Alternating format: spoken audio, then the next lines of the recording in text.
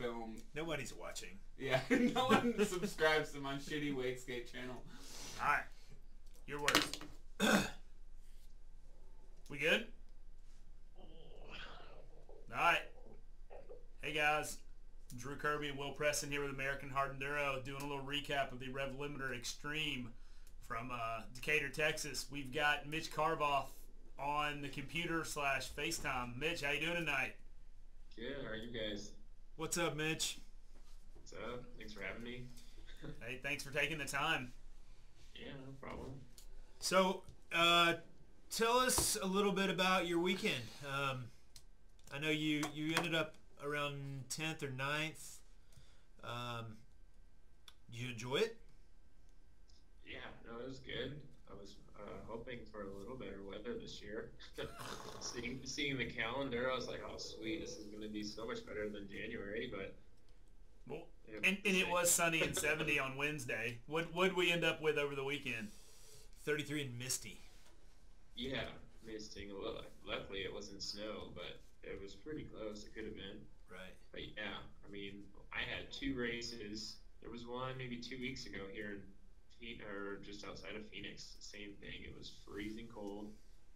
Had rubber gloves on. Hands were frozen. Like, I'm over that. And then like 2 weeks later, we're out in Texas dealing with the same stuff. But it's all good. It just adds to it. Everyone's got to deal with it. So it's supposed to be hard, right? Yeah, for sure. So what's this rubber glove trick you spoke of? Does that keep your hands warmer? I think it just helps keep the heat in, but I mean sometimes your hands just, I don't know. So during the race, you wear rubber gloves under your motorcycle gloves. Is that what you're telling me? Yeah, kind of like I guess the idea is kind of like a windbreaker. Like the wind won't go through it, or once you start producing heat, the hands will kind of stay warm. I mean, it's better than nothing. It's like a wetsuit for your fingers. Kind of, yeah, but my hands are still frozen. After a little while, especially if the gloves get wet, then you have wet gloves on top of it. But yeah, I try to do that sometimes when it's super cold. Mm-hmm. Because I don't like thick gloves. Like I can't put on like some snow gloves, like some guys put like snowmobiling gloves or the snow bike gloves, just the thicker ones that help hold the heat in. But yeah, I'm kind of picky when it comes to like grip and having smaller grips on there and thin gloves. So when I have something bulky on there, like I don't know, it kind of creates arm bump for me, or I just don't have good control. So let's get into the RevLimiter. First race for the amateur race was in the morning. Will and I rode that, and so then after that we went into the prologue, or the hot lap, kind of like TKO. We're gonna pull up some clips, Mitch, and hopefully you'll be able to see them, and we'll go through. So the first obstacle we had to go over, I think they called the Red Bull Mountain. No, it was the Texas two-step. Okay, the Texas two-step. Once we get it playing, Mitch, what was your plan on getting over that obstacle? I know some of us went way to the right where the step up wasn't quite as big. I know a lot of the guys that could do a little more trial stuff could stay to the middle to the left where it was much steeper. What was your thoughts on it? Where'd you end up going? I think I had the same idea as you guys. I went way over to the right on the first for the hot lap on Saturday. Or wait, it was that. But the hot lap was every guy was 15 seconds apart, and so they were like, "Yeah, no, you can't be all the way over there. You got to be closer to where because they had to scan the front number plate, that chip or whatever." Okay. So I was scoping out my line, found it way over on the right side, and they were like, "Nope, that's not gonna work. You need to be over here." And so we had to be more off to the left, and I don't know, I just tried to find something. There was like a flat rock up on top. It seemed like if you got up on top up over the 2 wooden beams, then it wasn't anything like too crazy. Oh yeah, there we go. Shit, actually I don't even see it anymore. But yeah, I feel like it was like kind of right in the middle. Yeah, maybe right there. The other side, the pit of tires and telephone bowls scared me more than. Yeah, right there. It had the easy exit. There was no tires. Yeah. That was the line Cody took, was pretty much right up the middle, right wasn't it? there, yeah. Okay. The first time though, I came up over it, my back I wheel have got that. stuck between the log and the tire, and it kind of hung me up. Okay, going through on the final. Or go to the Enduro Cross. That would have been day 3. Yeah, so my hot lap, or no, my amateur race, I got a really good whole shot, went over the rocks, and then I proceeded to go over the handlebars into the pit of death. Well, it wasn't muddy. All right, so can you see Cody coming up and over? Give him a second. Yeah, here we go. Yeah, it's going. He struggled right here, didn't he? Apparently that was the line right there. I wish I'd have known that one. That was so clean. I could do it just like that, I'm sure. Uh-huh. Yep. What a goon. So, Mitch, what are your thoughts on what was there individually for the hot lap? You guys started one by one, and then Saturday we went in rows of 5. Did you like having an obstacle like that right off the start? Or would you rather get in the woods and kind of fight it out that way? Yeah, I don't know. Like, I think I would prefer going like into the woods first.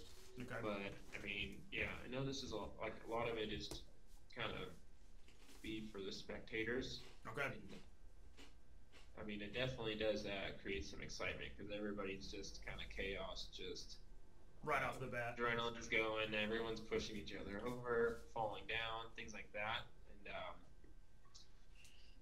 I know I struggle on obstacles like that right off the get-go. There's no time to set up. It's just... You're cold.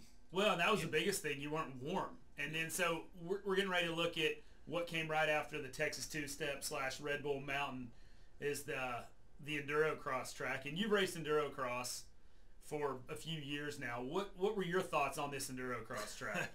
As there we go, Will Preston. See, I'm waiting in line. Yeah, I had nowhere to go. I guess I didn't do anything good out of all of that. I think one time I got through, that obstacle, the tires. Yeah. I think I picked a line maybe one lap and like made it through really good. And then every time after that, it was like somewhere I got stuck and had to work my bike through it. Actually, right after this section, those 2 beams stacked on top of each other. Yep. With the tire on the other side. Yeah, and my first lap on the, I think it was our first race on Sunday. I went up over it and I was like, oh yeah, I think there's like a log or dirt like stacked up on the backside to the left. And I went up and over and it was a tire, and I missed the tire with my front wheel, but I caught it with my foot, but the front end just went completely down. I went over the bars, I bent my lever straight down, and I was jacking around with that for a little bit. And my first race was terrible, and that was basically because of the start of... So I think you're talking about this obstacle coming up here in just a second. Yeah. Oh, that's not a good way to get over it. No, that guy with the Trials Training Center graphics kind of struggled. Yeah. Who's that Sherko? Nope, who's this guy? All right. So perfect. That's me smashing my lever trying to get that all sorted out. All right, so this next obstacle, what was your thoughts on what we call the matrix? You could go up and over. Oh, wait. Nice. Just wait. They're going to show me just get it wedged in there. I'll show you what my line choice was. Is that Bo? That's Bo, yeah. Yeah. There's Bo Ibsen going down the middle. Watch right here. I'm like, how would I spin my back wheel over? And I just wedged my I did the same thing. You were compressed in there. So was that, and there's, yeah. Looks like Rookensmith using his extremely tall self to walk his bike down the beam. Did you ever try to go up high, Mitch, or did you go through the middle every time? Nope. After I learned my lesson, after right here, I was like, let's not do that again. So then, yeah, that's awful. I think the final, or I guess there isn't a final. It's kind of like Moto 3. I started walking it across the top, and okay. What was it? Even in the race 2, I did that as well.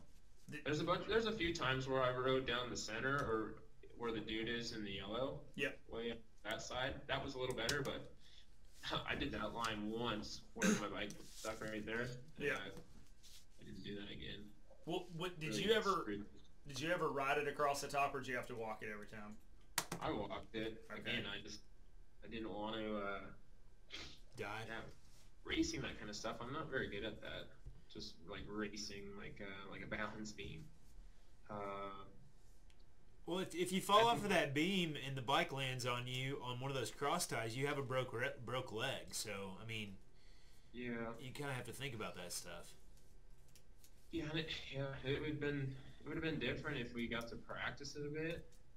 I don't know. I'm not very good at just hitting stuff blind, and if I rode over calculated it 1 or 2 rider. times, I'd have been fine. But going into it like just racing, I didn't want to chance it. Well, so let's move on. There was some controversy in race 2 on Sunday. Some of the guys completed, I think, the first lap in like an hour, and they sent Quinn, Max. I think you went back out for lap 2. Yeah, me too. Did you complete that lap, the second lap? Well, I mean, what do you mean by completing? Well, did I come into the finish? Yeah. Okay, did they score it that way? Did What's they score you for 2 laps? No. Okay, Because so when I came across the line, they said that the time cut off. There was a time cut off, and if you didn't come in or you didn't finish the 2 laps within that time, they just counted your first lap. okay, so I know you actually finished. I think Quinn and Max got pulled out there on the course somewhere, and I know I saw Quinn. I didn't see Max. They were pretty upset. They were pissed. That they wasted that much time and effort, or more effort, energy, Oh yeah, for sure. trying to complete that. Yeah. No, I guess I feel the same way.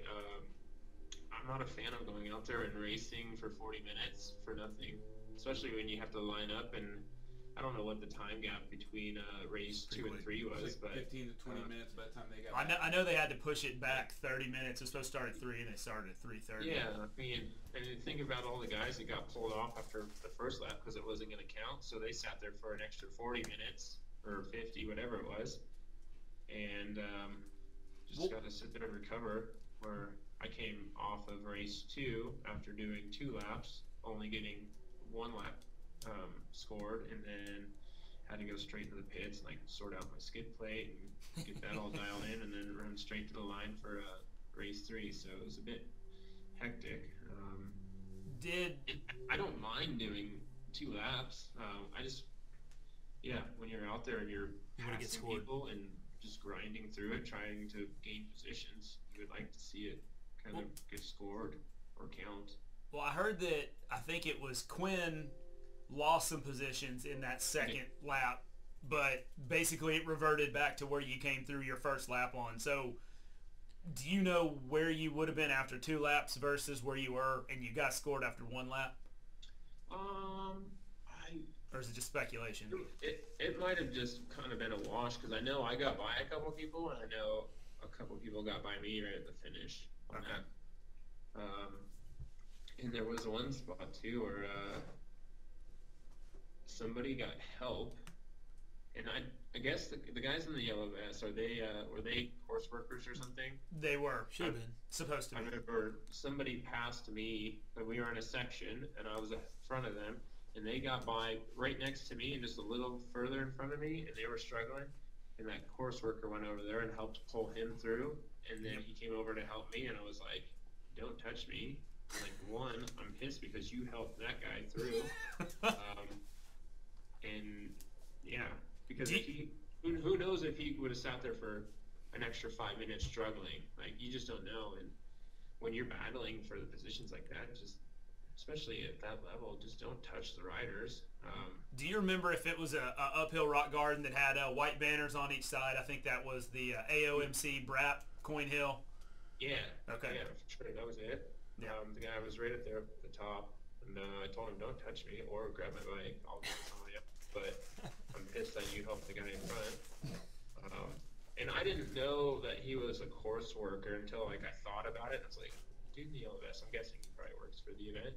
Yeah. He's probably trying to help keep this clear. But when there's 2 guys on that whole thing, just kind of neck and neck, Let 'em like, go.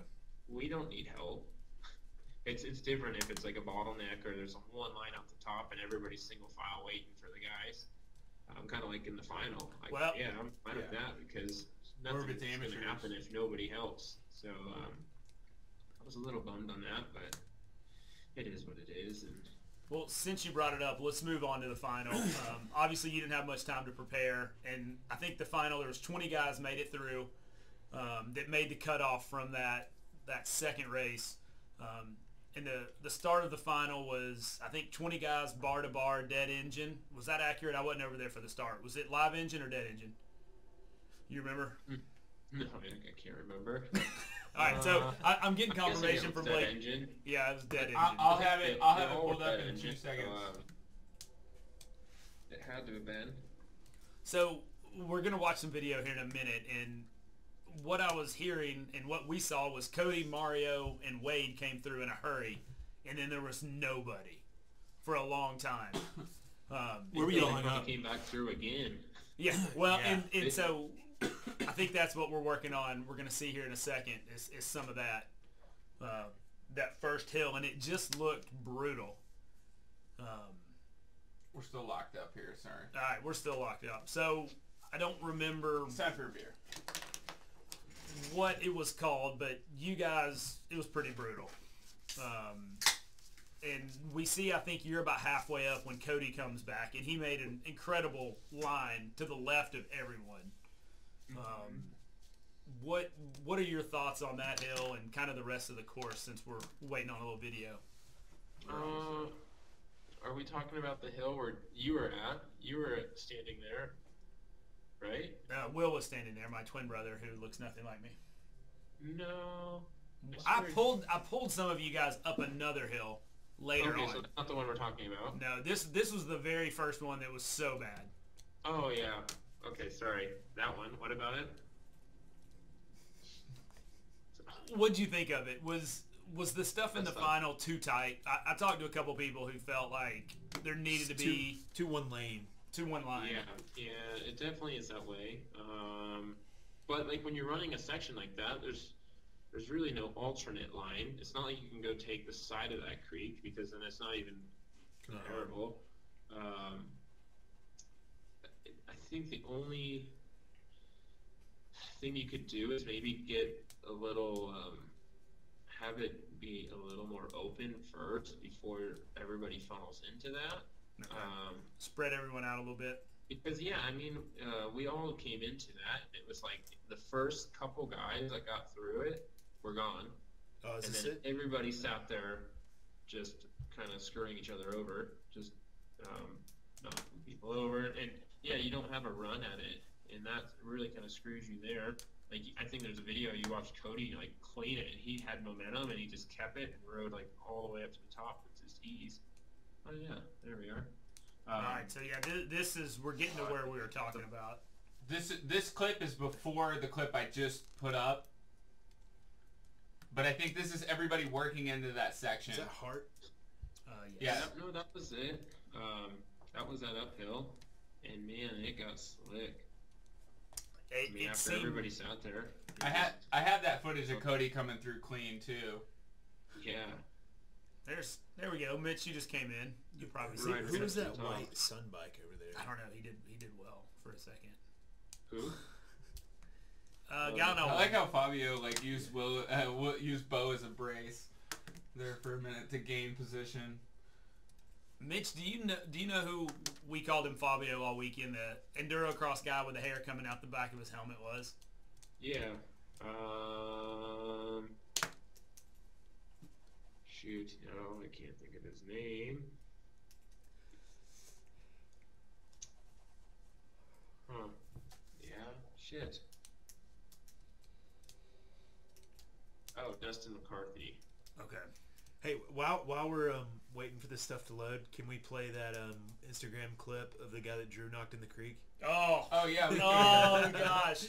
So Mitch, someone tagged me in this today, and you'll recognize the area, and I had no idea this happened. And for the record, I did not bump this gentleman. Yeah, he did. At least Cody Webb didn't have to ride my bike up something. We've got a couple great Instagram clips that we need to talk about. Yeah. But right up here, I think I had to clean my lens.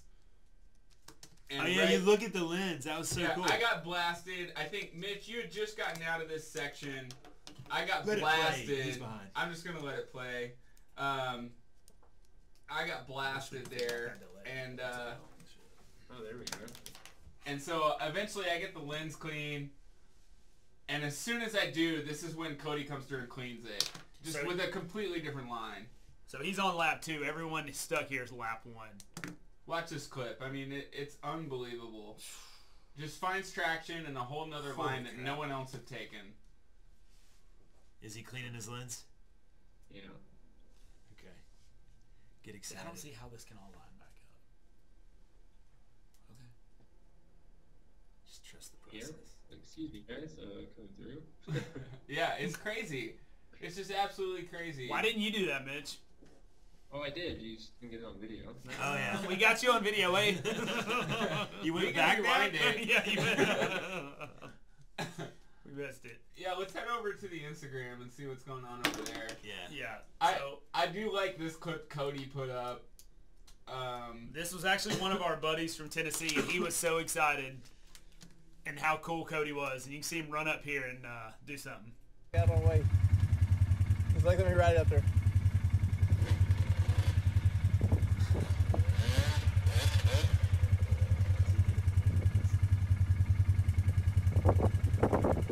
We just got that. I know. That's awesome.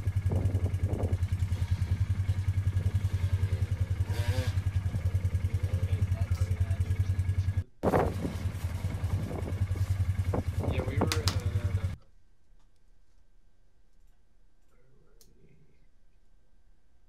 I think that was where they called the ledges. Unfortunately, I never made it there.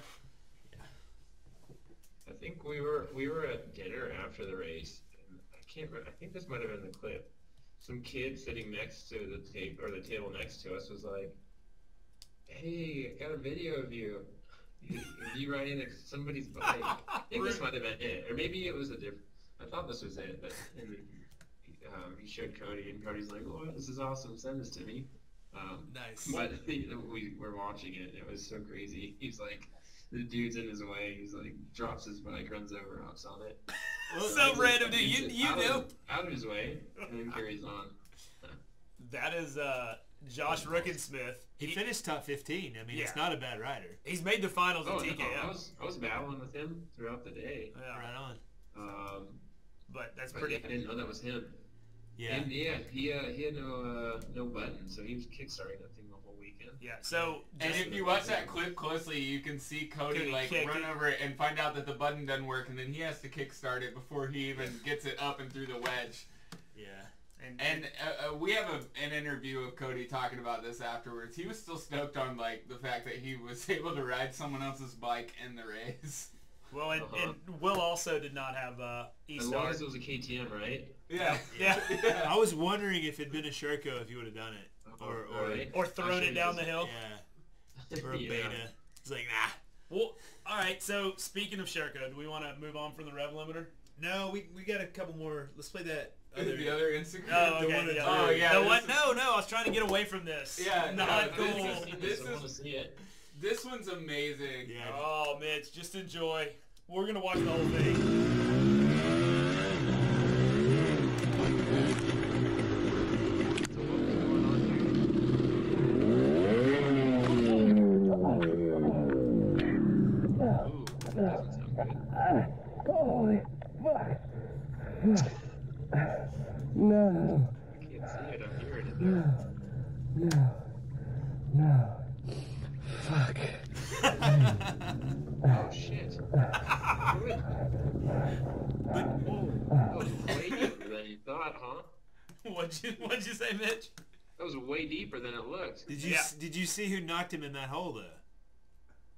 Oh, did you hit him? Nope. I didn't. I don't know. I missed. Oh, like, did you come Play into it it again. before that puddle and like hit him? And No, I was. He He, pulled like, over. Kicked him. He pulled over to let me by. Once, it's so crazy. Like, I was so nowhere close to it. What are y'all talking about? Oh my god. who is that?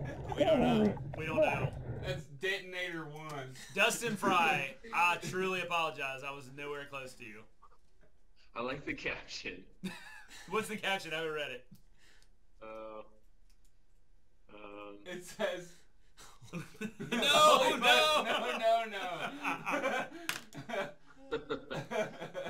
Crazy. Just looking at it, you think the puddle's maybe like what? Yeah. Maybe a foot deep? Dude. The whole front end's just gone. Buried. And the bike just gurgles. Yeah. I think you got another. There was one in the back that was like that, where you came through, and there was no way around it. You had to ride through it, and you start going, and then the front fender starts going underwater, and you're like, oh, shit. Yep. And then you start to pin it. At that point, you think it's almost too late, but yeah, I was afraid I was going to drown the bike there a couple times. That ended my day. I thought the mud was the hardest thing about that race. The mud. The mud. Well, the mud ruts and the mud hole that I got stuck in. Oh, yeah, in the same kind of area out back. Yeah. That's floppy crap. We heard they cut it. Did they cut it out in the second race? We heard you didn't have to go back there. Yeah, they did. They had us going across some, like, it was that one section where you were right next to the barbed wire fence. Yep. And you went past that, and you hooked a left, and you went back up into all that nasty mud. And then what was it, the second race? Second race. You came past that barbed wire and then just went straight into the field instead of turning left and going up that trail. So they cut that out, but we still had to go through that puddle that I was talking about where it was like over your fender. There was really no way around it, but I mean, we all got through it. I never came by where somebody was stuck in it, so. That's always good. So this is your third year, correct, doing RevLimiter? Yep. First year, position 2. Second year, 5th. This year... I see a pattern. Downward spiral. We'll maybe bring that up. Can't wait for next year to see where I'm at, see if I make the final. Well, the only reason I brought it up... It's a parabolic curve. The other way. So, do you 15th. think, has the track gotten harder and the promoter stepped it up, or the competition, or both? Or are you getting old and slow? Both. The track, I mean, it's the final is kind of skirts that same ridge. I remember there being a tricky spot the first year, kind of like where nobody was getting up, and it was raining the first year. Oh, It was like first year was pouring. brutal. Yeah, it was pouring, and I just remember like things were so slick. I don't think it was as cold, but I mean, as far as being more technical, I think each year they keep adding to it, which is good. And then, yeah, the talent. Like Cody showing up the last 2 years. Jordan, he was killing it the first 2. And then, yeah, I know he didn't make it out this year. But, yeah, I mean, solid guys coming out, which is awesome. And the competition is stepping up. And even the guys in the back are putting in the time and getting better results nowadays, and it's becoming like a sport for people to like. Guys are training now for this, and skill levels ramping up, which is awesome, and I'm pumped to see that. But yeah, I mean, it's a bit of both. Combination of the course getting harder, better guys showing up. I know, what was it? David Knight was there last year, and yeah, no, it's been good. Well, so speaking of a couple of the guys from other countries that were there, we had Mario Roman and Wade Young, both on Shercos. I think there was no less than 6 Shercos in the top 13. Yeah. And that kind of leads me into what you guys are doing out on the West Coast with Hard Enduro Outfitters. You want to talk about that a little bit and kind of what you guys have going on over there? Yeah, well, it's kind of two different things with the Hard Enduro Outfitters and Sherco. Okay. Or I guess going into it, it was kind of 2 separate things, and then they kind of merged into one.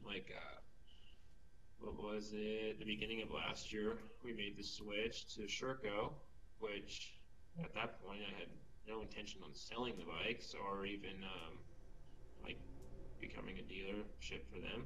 And I had an idea maybe doing something for Hard Enduro, specific, selling parts or finding different things, kind of geared more towards this type of racing, and kind of selling them and offering them to like at the races and stuff like that. But then after riding the Sherco for a while and going overseas and racing over there on the bike and seeing what guys were doing over there and seeing the results people were getting on the bikes, we were like, well, we're riding the bikes. Let's see if there's like an avenue that we can maybe benefit a little more from it. And so Wayne Dickert and I decided to do the Hard Enduro Outfitters, become a dealership. And I mean, we ended up with a store. In order to do the dealership or become a Sherco dealer, we needed a storefront. So yeah, kind of jumped into that, and things have been going good. The bikes have been awesome. I went over to Europe for Erzberg and rode the 18 factory edition, which beginning of last year I had an 18 6 days. 18 factory is basically what the 2019 is now. Just 2019's got KYBs, and I went over there and was racing that bike over there, and I enjoyed it a lot more than the bike that I had prior to it. It was just that much better, and I was pumped on it. And then I would come home and ride my old bike, and I was like, damn, I wish I had that bike back home. But yeah, and then I got my hands on a couple 2019s and been riding that the last few months, and I've been pumped on them. And I think from this past weekend, with all the guys riding them and the results that you're seeing, there's no denying that it's not a good bike. And yeah, I've been enjoying it. Well, I know a lot of people are excited about the KYB Forks. Have you been happy with them so far? Yeah, I've been talking to a lot of people about them, and I mean, the bike before had the WP Explorer, which my last two KTMs had the Explorer. Yeah, you've always been a fan of the Explorer, haven't you? Yeah, I actually really liked them. For an extreme, it was awesome. And so my first bike had that, and I was happy with that. And then the new bikes came with the KYB, which I didn't have a ton of time riding or even testing them. And so I have a 450, which I've done some work to, valving and spring rates and things like that. I've been testing those a little bit to get them dialed in. But the 252 stroke that I have is bone stock. Honestly, I don't even know if I've touched the clickers. I just have gone out and been riding it, and I've been enjoying it. I mean, that's what I raced this past weekend. You raced the 250? Yeah. Huh. That's what I have for the two-stroke. Is That's that what they just had at the time when I was looking for the two-stroke. Yeah. But Clay had a 250, and I was like, I'll try it out. I'm not too picky. And to be honest, I don't know. I would have to ride them back to back to notice the difference. But I've been really enjoying that bike. Cool. The motor's been awesome, especially like last weekend, like when you just have that slick, nasty terrain, and you just kind of you want the lower RPMs and just kind of tractor up things. I feel like that's where that bike shines, and yeah, it's been a good setup for me for this type of racing. But yeah, back to the whole KYB. Yeah, it's I mean the stock stuff on my 250. I don't know. I've been happy with it. All right, so Sweet. What is your plans for the rest of the year? I know we talked to you a little bit about coming out east. I know Enduro Fest is coming up in May. What's the rest of the year looking like so far? Are you going back to Europe? I signed up for Erzberg. Hopefully I can make it all happen. I mean, with the shop now, I've got my hands full. I'm here every day. Besides Sunday, Monday. Welcome to the real world, Mitch. Yeah, thank you. I did see you changing a lot of tires at the RevLimiter. You had rubber gloves on the entire time. Yeah, I was impressed. Like you were working and running a business and racing at the same time. You were one of those dirty motorcycle guys. Yeah, I think I changed like 25, 30 tires or something. Damn. Good job. Hey, and I appreciate the brake tip. What kind of brake tip was it? 2-ride or ride? The ride shop. The ride shop, yeah. Foldable brake tip. So I smashed the brake tip, and I did. Yeah, my I need to suspension order guy, one. he's got he does some hard parts too, and that's what that brake tip is. He made a folding brake pedal tip that fits the stock Sherco brake pedal and the stock KTM and Husky Pedal? Yeah, it's just the tip that you can swap out. What? Just the tip? Just the tip. That's all you need. Are y'all selling any Topar stuff? Yeah. Yeah, it's been picking up. It's been good.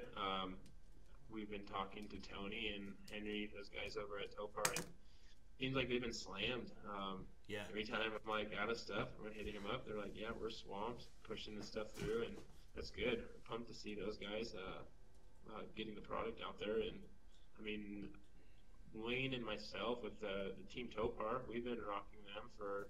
I know Wayne's been running Tony stuff for a long time, a lot longer than I have, but I've been with them for like the last 4 or 5 years, and yeah, it's cool to see them picking up momentum and getting their stuff out there. I think I've got one of the few bikes on the East Coast that's fully Topar equipped, so I'm pretty stoked about that. Yeah, we'll have to change that, huh? No, it is Some more Topar. guys running that stuff. Yeah. All right. Anything else for Mitch? Who do you want to thank? I guess let's get that out there. I know you got Hard Enduro Outfitters and Sherco. But first, I wanted to ask you if you were smoked after the races this weekend. I was beat. What was it? The first race was 2 hours. Second race is like an hour and a half, which I know I was out there for longer than that. And then right into that final, which is 45 minutes, I was whooped. And yeah, I was sore. I was sore yesterday. I got bruises all over me. Like, I got beat up. Nobody beat the crap out of me. But yeah, I was tired. It's this working thing. It's hard to train all the time. Yeah, it's really hard. It's well, it'll get easier, I think, with the summer coming around and having more daylight in the morning and the temperatures. For sure. Well, it's going to be a lot hotter. So, but yeah, I'll be able to get out there and get some time in before work. But up until like just the past few weeks, it was kind of rough trying to get out there super early, ride, and then get to work. But well, just trying to find ways to make it happen. Well, for those people that don't know, where are you guys located, in case they do want to hit you up? Well, we know you're on the West Coast. Yeah, we're out in Phoenix. The shop's in Carefree, Arizona. Carefree. All right. Well, we I think, Mitch, we appreciate it. We're getting ready to go over our point standings after round 1 of the American Hard Enduro AMA Championship Series. You're in the top 10. You're 10th. 10th. Oh boy. Yeah, hopefully I can try to make it to more of them and try to kind of stay in the points, but it'll be tough. I'm going to maybe reach out to Clay, see if there's any way I can arrange a bike back there. I know he's a sponsor. Sherco Off-Roads is sponsoring. Title sponsor. He is our title sponsor. We greatly appreciate it. Yeah, and I don't know what his plan is, if he's going to go out to all the rounds, and I need to talk to him and touch base. I'm pretty sure Nick Farringer's running them all, and I assume he's going to be at all of them. Yeah. Yeah. But we'll see. Okay. Put the bug in his ear and see if we can make something work. Because, yeah, I'd like to show up to as many as I can. Well, and we get kind of in a schedule. I think Tough Like Roar's July 6th, and it's every other weekend we've got a race up until TKO. So it's race, 2 week, a week off, race. So it should be a good build up, get everyone in shape. The East Coast guys for TKO. So you will be at TKO, won't you? Yeah. Hopefully. And unless something happens, but yeah, plan on hitting that one. You need to do Battle of the Goats again this year. That was fun last year. Yeah, no, I was pumped on that one. That was so much harder than I was expecting. Tyler Mull knows how to lay out a course. Yeah, I had a blast. I was smoked. It beat the crap out of me. And you look at the results, and it was like nobody finished 2 laps besides what? Jordan. And did Nick finish 2? Nick got 2. Yeah. But it was a late. Chuck was an animal. Chuck is an animal. Yes. He got 1 3/4, and again, like last year, Battle of the Goats is 2 weeks before TKO. So I know you got the shop now, so that might hinder things, but you can come spend a couple weeks out here training. Yeah, I need to get an employee to come step in. That South African I heard can sell some stuff. Put him in there for a couple weeks. Right? Yeah, see what he can do. Pull his own weight. Chuck hurt his leg at RevLimiter, or he would have been a force down there. Yeah, I think so. Oh, I'm sure. Yeah, that blows my mind. No kidding. Yeah, especially at the Battle of the Goats. I remember, and it kind of goes back to like the whole format thing. I think having checkpoints is key because then you're not racing for nothing if you're gonna miss the time cutoff. So a lot of people come around the finish and they're like, "I'm not gonna make it. I'm out," and they'll pull out. Whereas the guys want to continue on and kind of fight to the end till they run out of time, and they kind of need to have a system to where that work that they're putting in or trying to gain a couple positions needs to show at the end of the day. And having checkpoints, like Chuck would have at Battle of the Ghosts, I think he would have been third on the podium. Yeah, because Kyle said, "I'm done." But yeah, kind of the same deal. But they based the results off of how you came around the first lap, since two guys did 2 laps. So absolutely. But we'll see what happens. Well, Mitch, we appreciate your time, and we'll let you go. And I think we're going to throw the points up once you get off here, and we greatly appreciate it. Yeah, thanks for having me. All right, man. See you at the next one. No. Have a good one, Mitch. Looking forward to it. All right, see you guys. Bye, man. See you, Mitch. Later. Bye, Mitch. Welcome back. We're going to pull up the points for the after the first race of the American Hard Enduro Series. Here we're looking at the pro class. It's pretty self-explanatory. The guys that won are obviously up high, all the way down to 1 point earned by Wayne Dickert. So obviously Cody, Wade, Mario, Kyle, Tristan, Quinn, Max, David Garza, Grayson, and Mitch are your top 10. So we'll have this on our Facebook page hopefully tomorrow, or whenever this is being broadcast, hopefully now. So here's the A class. This isn't live yet. So, all right. By the time this is posted, the points will be posted with it. Right. How about that? A class. So this is where it got a little tricky because the further you made it, the higher you finished. We didn't go by amateur day alone. So the guys that made it into the pro day or the hot lap, the first race on Sunday, the second race on Sunday, I don't think any A riders actually made it to the finals. No. So Jackson Watson, that's the young kid, right? Yes. No, Jackson Davis is. Oh, Jackson Davis is. So we have those two. We've got to change. We've got to change that. No, that's right. I think that's wrong. Is it? No, it's right. Trust me. Okay. So, Jackson Davis. He didn't advance as far. Okay. Throughout the entire race. He won. Okay. He won amateur day. Okay, so Right. it wasn't him. It was Watson who Right. moved farther. All right. So Jackson Watson, Gary Schilter, Nicholas Klopik, Yep. Drew Kirby, Woo! Jackson Yeah. Davis, the kid, Stephen Thaxton, the Dr. Steve Thaxton. Thank you, Dr. Steve. You saved my Yes. weekend. He straightened. He adjusted you correctly. Benjamin Bowers, Tim O'Reilly, Cole Wilton, James Hill. That's your top 10. Moving on to the B class, obviously it got even more complicated because some racers did well in amateur day, didn't advance as far, but we've got Gavin Smith. I believe he's out of Chattanooga. He is.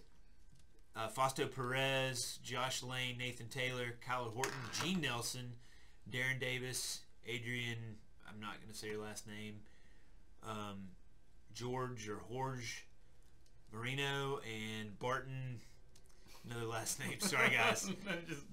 Yeah, that's All your right. top 10. In your B class. In our B class. So this is where it got really simple again. Yeah.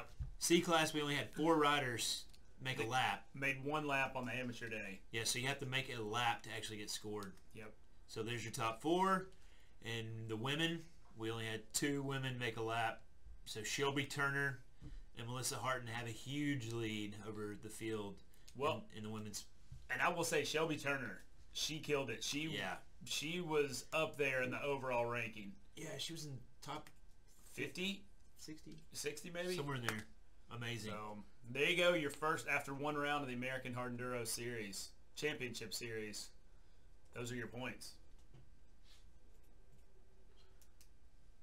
So maybe we'll see you guys at Enduro Fest in Nevada on May 4th. If we make it out there, we're trying to arrange it. And if not, we will definitely see you at Tough Like Roar in Pennsylvania, June 6th and 7th. Anything else? I think that's it. RevLimiter was awesome. Here comes Blake. Hey, He's sorry, the one that does all the sorry about filming. sorry about the chip eating. It's 9:30. We haven't had dinner yet, so yeah. We'll see you guys out there. Yep. Yeah. Thanks for Later. watching.